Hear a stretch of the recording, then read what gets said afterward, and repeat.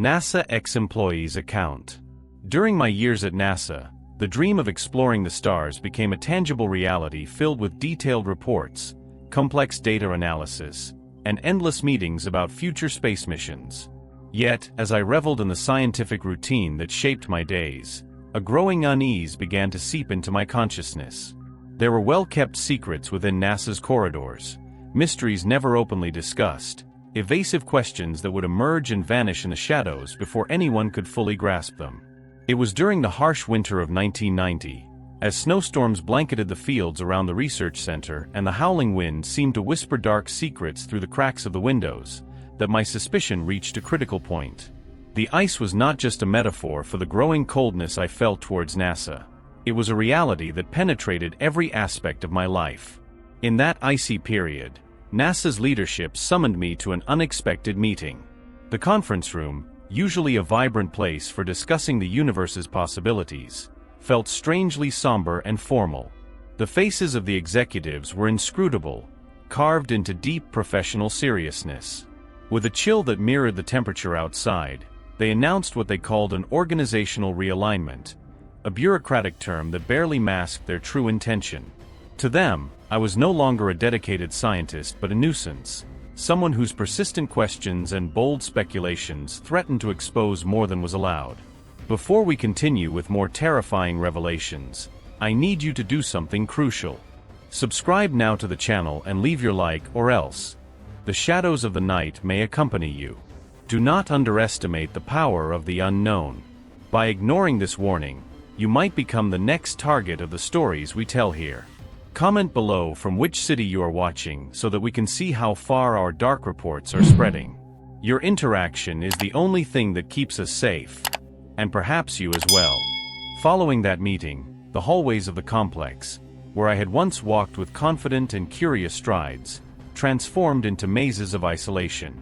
Colleagues with whom I shared ideas and discoveries now averted their gazes as our paths crossed, whispering among themselves as if I had become a specter, an uncomfortable reminder of questions no one else dared to ask. This change was not just painful, it was a silent exile within a world I loved, a world that now seemed to close around me. The reality of this exclusion became painfully clear. Where I was once greeted with nods and smiles, I now encountered closed doors and cold stares. Access to research projects that were the core of my life at NASA was revoked, with little more than bureaucratic excuses provided as an explanation. The information that once flowed freely to me was now secrets kept behind locked doors. I was relegated to menial tasks, projects they knew I would find meaningless, a clear way to force me into a painful decision. The final separation came not long after, when I realized that my quest for the truth about NASA's covert operations would forever make me a stranger in the only home I knew. The place I once thought was a sanctuary of discovery and innovation had revealed itself to be a chamber of secrets, with its own guardians determined to keep certain doors firmly closed. As the years unfolded, each day was an attempt to distance myself from that cosmos filled with stars and buried enigmas. I took refuge in a more terrestrial everyday life, far from the orbits of secrets that once charted the trajectory of my career. But alienation did not bring peace. On the contrary, resentment brewed, fueled by the glacial apathy and the muffled murmurs of those who continued their routines through NASA's hallways, ignoring the truths that lurked in the shadows. Over time, this disgust became a constant companion, its roots deeply embedded within me, cultivated by the deafening silence of those who knew but chose silence. My days became echoes of a past I struggled to leave behind, a scratched record repeating memories I would rather forget. So, on a night destined to rekindle old flames, the calm of the early hours was abruptly shattered. The ring of the telephone tore through the veil of silence, a sudden and unexpected intrusion that made my heart pound with a forgotten intensity. The voice on the other end was a muffled and distant whisper, almost ghostly, seeping through the darkness like an omen. "We know what they did to you. We want you to know the truth." The words, laden with a somber and undeniable weight, echoed against the silent walls of my lonely home. The identity of the informant remained shrouded in mystery, a nameless, faceless shadow emerging from the depths of the very agency I had tried to leave behind. With a deep and resolute voice, this enigmatic entity revealed coordinates, numbers pointing to a desolate, forgotten place, whispered about only in hushed conversations and nearly mythical rumors. It was a facility in the heart of a relentless desert, a place marked by tales of hidden experiments and forbidden truths. The invitation was both a promise and a threat, an open door to an abyss that I knew was dangerous to explore but irresistible. The call not only broke the tranquility of the night, but also shattered the fragile barrier I had built around the darkest corners of my mind. With the coordinates noted and my heart pulsing a mix of terror and anticipation, I realized I was about to plunge back into the shadows I had tried in vain to forget. Consumed by a fury that burned in my veins and an insatiable thirst for hidden truths, I mobilized a select group of former colleagues, all marginalized and betrayed like me. These were individuals who had witnessed the veils of reality being manipulated, and whose gazes carried the weight of unspoken secrets. Among us, an unspoken bond of shared mistrust and resolution formed as we mapped out plans under the cover of growing darkness. Together, we embarked on a journey into the unknown, driving through arid landscapes that stretched under a twilight sky. As we approached our destination, the scenery shifted. Cities gave way to desert vastnesses, where the wind whispered tales of desolation. In the heart of this relentless desert, a structure forgotten by civilization rose like a lone sentinel against a desolate horizon. The sight of it alone was enough to chill the blood in our veins. The facility was a monolith of concrete and steel, enveloped in an atmosphere that breathed malice. Its thick walls, imbued with secrets, seemed to absorb not just sound but also the very essence of anyone daring to cross its gates. The light filtering through the dusty windows barely penetrated the darkness that rooted itself in the narrow, oppressive corridors. Each step we took resonated like a ghostly echo, announcing our presence to a building that seemed to have a life of its own. The corridors formed a twisted labyrinth, where each turn revealed a new shadow, and each shadow hid a darker mystery.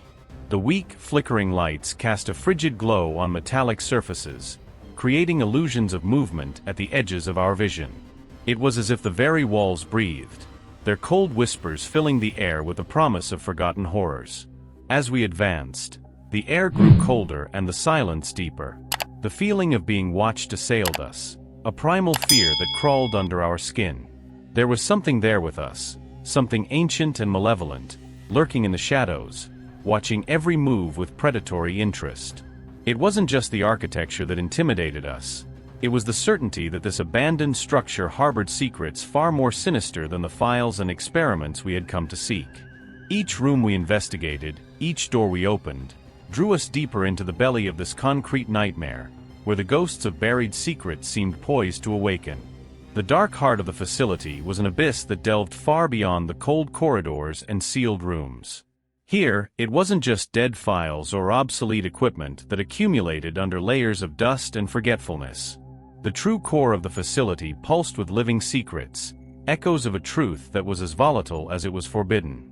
Dr. Harper, an enigmatic figure with impeccable credentials from the United Kingdom, had her scientific veins intertwined not just with advanced research but with mysteries that tore at the veil of reality as we knew it. The Apollo 10 mission, a supposedly routine chapter in a history of lunar exploration, emerged under her guidance in a new and terrifyingly sinister light. Contrary to official records, which described mere sample collections and equipment tests, Apollo 10 had touched something in the dusty shadows of the moon, a discovery so disturbing it was sealed under layers of classifications and denials. What the astronauts found was not a mere geological anomaly or an inexplicable natural phenomenon. It was an entity, or rather, a series of entities that defied not only scientific understanding but the very essence of human logic. Dr. Harper, with a voice that rarely betrayed emotion, revealed the existence of a dark pact. In a room lit only by red lights that pulsed with an almost hypnotic cadence, she spoke of the agreement made in the depths of lunar space. They spoke our language, she said, not through sounds, but directly into our minds, with words that knew how to bypass our most resilient mental barriers. These beings, woven into the dark fabric of space, possessed knowledge that not only challenged but ridiculed the pillars of human understanding. They offered secrets that were tantalizing in their promise of power and devastating in their ethical implications. The pact, sealed under the eternal cold of space, was not just an agreement of cooperation. It was a game of manipulation and control, where humanity was both player and pawn. The terms of this pact were clear yet indecipherable, outlined in a language that seemed to flow between sanity and madness. Harper hinted that breaking such an agreement would be catastrophic, not just for those directly involved, but for the very fabric of reality as we knew it. The revelation left the air charged with a type of electricity that made one's spine tingle. It was as if, by uncovering such truth, we had placed ourselves on the edge of a nocturnal precipice, looking down into an abyss that stared back at us, whispering promises of knowledge and threats of annihilation. At that moment, it became evident that what had started as a quest for answers had led us to an encounter with a reality that might have been better left hidden. The truth began to unravel, and with it, the danger grew. Our findings led us to a final confrontation in the control room of the facility, now known only as Zone 18. There we faced not only Dr. Harper, but also a security team that emerged from the shadows as if they were materializations of fear itself. The confrontation was chaotic, marked by the deafening noise of gunfire and shouted commands. At the climax of the confusion and terror that invaded that dark space, a frightening truth emerged from the shadows surrounding us. Dr. Harper revealed herself to be more than just a scientist. She was a guardian, a human link chosen to mediate the interaction between our reality and entities whose existence unfolded in layers of realities that our limited senses could barely perceive.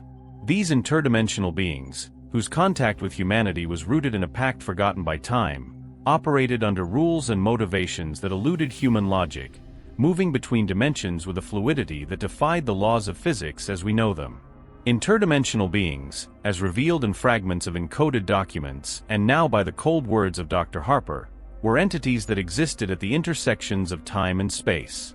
They were not confined by the barriers that restricted our three-dimensional existence.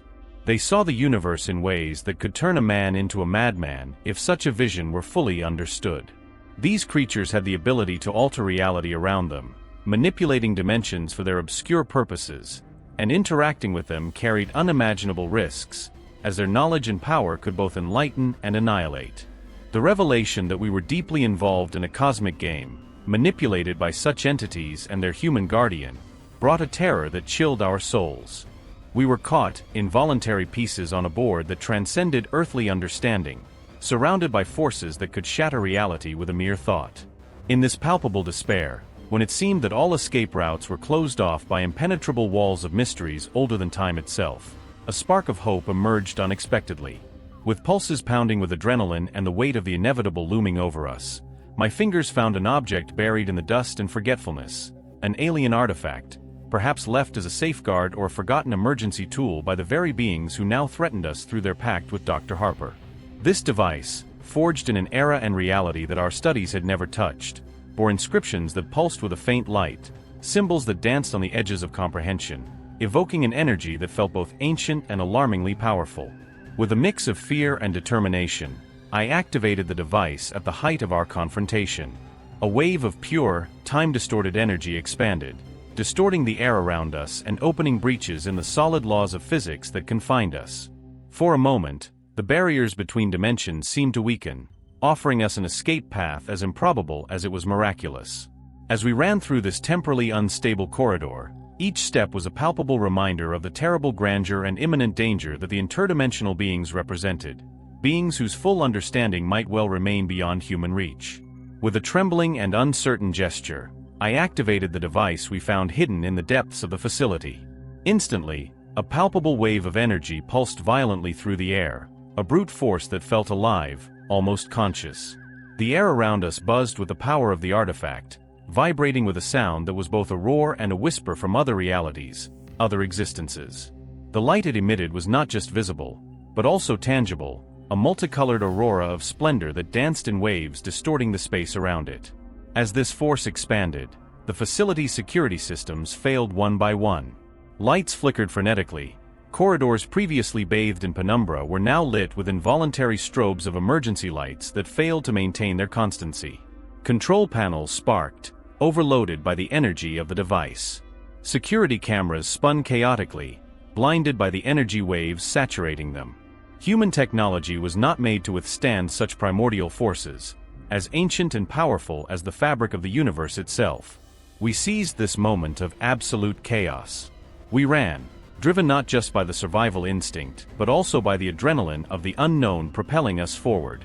Each step was a departure from the darkness that had tried to engulf us, each breath a silent shout of defiance against the secrets that Dr. Harper and her interdimensional entities tried to conceal. Our hearts pounded not just with the fear of imminent danger, but also with the weight of the revelation we carried. We left behind the facility and its corridors, now echoing with the sound of the structure reacting to the unleashed chaos. But as we moved away, the reality of what we had discovered settled deeply into our minds. The truth about the Apollo 10 mission and the creatures that inhabited the moon's shadows was not just a matter of secret files and hidden conspiracies.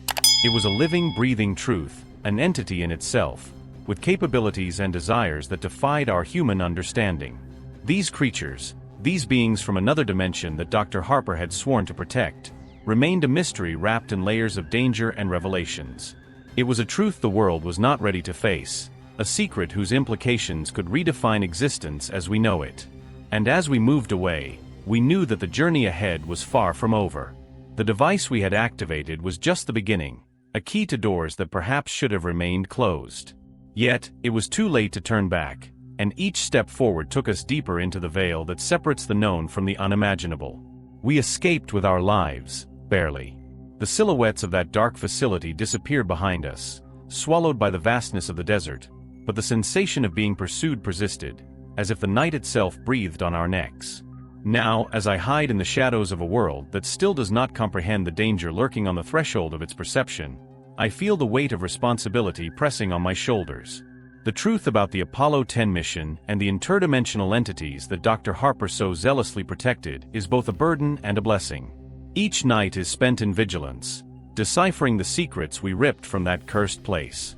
The truth is an untamable flame. It seeps through cracks, illuminating the darkest corners of reality. As the guardian of this fire, I move cautiously, aware that with each step, I may be awakening forces that challenge the very essence of our being. The scientific community, governments, the public, none are prepared for the deluge of revelations that could unleash an existential crisis. As I prepare to disclose this information, I feel a presence lurking just beyond the reach of the light, something or someone watching, waiting. Perhaps they are Dr. Harper's allies, or perhaps the very entities she invoked and swore to protect. The shadows seem to whisper, filled with secrets yet unrevealed, and the night never seems to end. I am about to launch this truth into the world, to reveal what has been hidden in the dark depths beyond our starry sky. But as preparations are made, one question remains, suspended in the air like the sword of Damocles over my head. What will happen when the world not only knows but understands? The interdimensional entities, with their secrets woven into the foundations of our universe, are they willing to allow such truths to spread without consequence? What will they do to protect their mysteries? And are we truly ready to face the answers we seek? If you enjoyed this video, don't forget to leave a like to support us. And more importantly, if you have any supernatural experiences, don't keep them to yourself. Write your story in the comments below. Share your encounter with the inexplicable, feed the collective curiosity, and perhaps together, we can unravel these mysteries that hover like mist between the world of the living and the dead. Remember, the unknown is always lurking, just a tale away. And now, as night falls, who knows what shadows might emerge from the darkness to whisper yet another true story of terror.